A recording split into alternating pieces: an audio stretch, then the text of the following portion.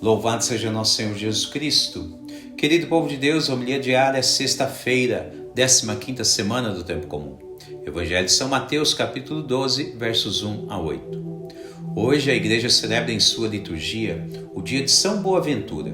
Ele nasceu por volta de 1218 na Etrúria, Itália.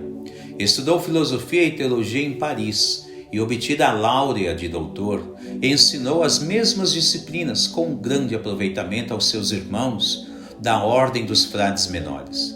Eleito ministro-geral da Ordem, governou-a com prudência e sabedoria. Foi nomeado bispo de Albano e criado cardeal.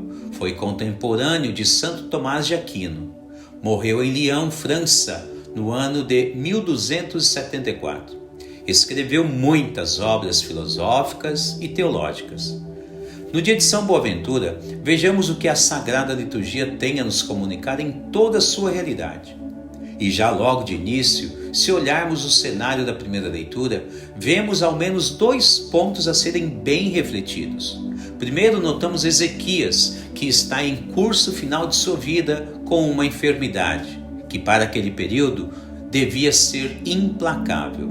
Contudo, constatamos que mesmo em meio a seu desespero, ele continua a recorrer a quem pode realmente ajudá-lo e curá-lo de tal mal em sua vida. O que já de antemão podemos ver como grande exemplo a ser observado. Depois, ele faz súplicas a Deus. Vamos lá. Como reagimos diante de algumas enfermidades emergentes, que por vezes pode ser mais custosa, ou mesmo aquelas que são menos custosas? Segundo a liturgia, existem passos a serem dados em determinadas circunstâncias da vida.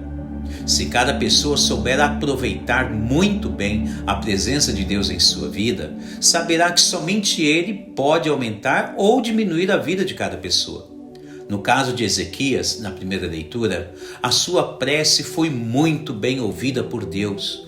Tanto é verdade que Isaías, um grande profeta daquele período, anuncia a ele outros longos tempos a mais em sua vida. E não somente isso, o profeta enviado por Deus leva até Ezequias remédios a serem usados a fim de que sua enfermidade fosse aplacada. Existe algo que perturba a sua vida nestes tempos? Alguma pessoa enferma em seu lar? Você se encontra com alguma enfermidade? Com tudo isso, não quero dizer que tudo será resolvido de uma hora para outra em sua vida. Mas posso lhe garantir que a oração confiante, assim como fez Ezequias, como bom servo e boa serva de Deus, a oração compadece o coração de Jesus. A prova disso é o salmo que hoje lemos e anuncia grandes maravilhas, dizendo assim: vós livrastes minha vida do sepulcro, a fim de eu não deixar de existir. De fato, temos a feliz percepção de que caminhar ao lado de Jesus, tudo parece se tornar mais comedido. O Evangelho de hoje nos dá uma prova muito clara disso.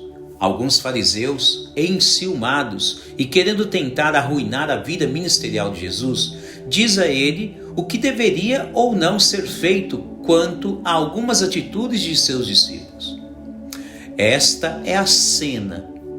Os discípulos passam em uma seara e estão arrancando algumas espigas em dia de sábado, pois estavam com muita fome.